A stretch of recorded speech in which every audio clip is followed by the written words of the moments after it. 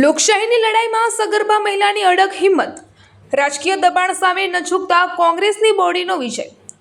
દિયોદર તાલુકા પંચાયત ચૂંટણીમાં high voltage ડ્રામાનો અંત, લોકશાહીની જીતનો જશ્ન।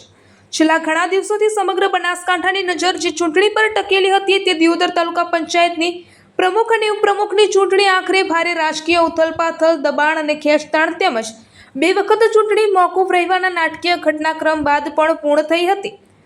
અંતે કોંગ્રેસ સમર્પિત બોડીએ જીતનો ધ્વજ લહેરાવતા લોકશાહીના સમર્થકોમાં ખુશીની લહેર ફરી વળી હતી। આ સમગ્ર ચૂંટણીમાં સૌથી વધુ ચર્ચાનો વિષય બની એક સગર્ભા મહિલા સદસ્યની અગળ હિંમત અને લોકશાહી પ્રત્યેની પ્રતિબદ્ધતા। શારીરિક પીડા, માનસિક તણાવ અને અનેક પડકારો વચ્ચે પણ તેમણે પોતાની ફરજને પ્રથમ સ્થાન આપ્યું।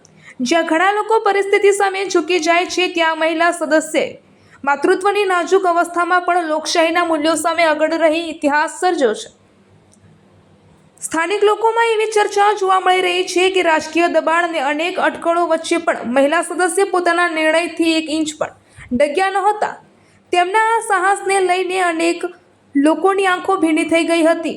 ઘણા કાર્યકરોએ જણાવ્યું હતું કે એક તરફ ગર્ભમાં નવજીવનનું પાલન અને બીજી તરફ લોકશાહીને જીવંત રાખવાની લડાઈ, આ હિંમત ખરેખર સલામને પાત્ર છે। આ ચૂંટણીના પરિણામોમાં પ્રભાતભાઈ મફતસિંહ વાઘેલા તાલુકા પંચાયત પ્રમુખ અને પાનાબેન વેલાભાઈ ચાવડા ઉપપ્રમુખ તરીકે ચૂંટાયા હતા। પરિણામ જાહેર થતાં જ કોંગ્રેસના કાર્યકરોમાં જોરદાર ઉત્સાહ જોવા મળ્યો હતો અને સમગ્ર વિસ્તારમાં વિજયની ઉજવણી શરૂ થઈ ગઈ હતી। કોંગ્રેસના આગેવાનોનું કહેવું છે કે આ જીત માત્ર પક્ષની જીત નથી, પરંતુ લોકશાહી, જનમત અને જનવિશ્વાસની જીત છે। લોકો કોઈ પણ પ્રકારના દબાણ કે રાજકીય રમતગમત સામે ઝૂક્યા નથી અને પોતાના પ્રતિનિધિઓ પર વિશ્વાસ વ્યક્ત કર્યો છે। આ ચૂંટણી દરમિયાન બનાસકાંઠા જિલ્લા તેમજ વાવથરાદ વિસ્તારના કોંગ્રેસના આગેવાનો, હોદ્દેદારો અને કાર્યકરો સતત દિયોદરમાં હાજર રહ્યા હતા। દરેક ક્ષણે રાજકીય સમીકરણો બદલાઈ રહ્યા હોવાની ચર્ચાઓ વચ્ચે આખરે કોંગ્રેસની બોડી વિજય બની હતી। લોકશાહી ખરીદી શકાતી નથી, લોકોનો સંદેશ। ચૂંટણી બાદ સ્થાનિક નાગરિકોમાં એવી લાગણી જોવા મળી હતી કે લોકશાહી કોઈ બજારની વસ્તુ નથી કે તેને પૈસા કે દબાવથી ખરીદી શકાય। લોકોએ પોતાના મત અને પોતાના પ્રતિનિધિઓના નિર્ણય દ્વારા સ્પષ્ટ સંદેશ આપ્યો હતો કે લોકશાહી આજે પણ જીવંત છે અને જનતાની શક્તિ સૌથી મોટી શક્તિ છે।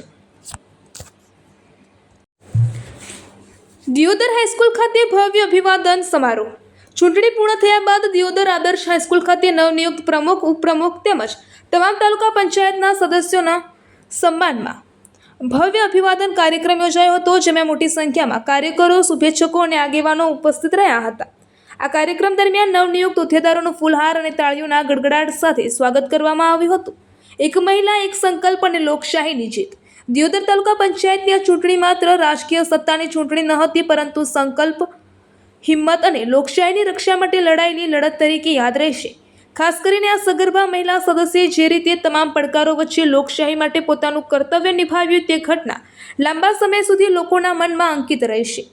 જ્યાં સુધી હિંમત ઝૂકતી નથી, ત્યાં સુધી લોકશાહી હારતી નથી। દિયોદરની આ ચૂંટણી એ વાતને ફરી એકવાર સાબિત કરી ગઈ છે।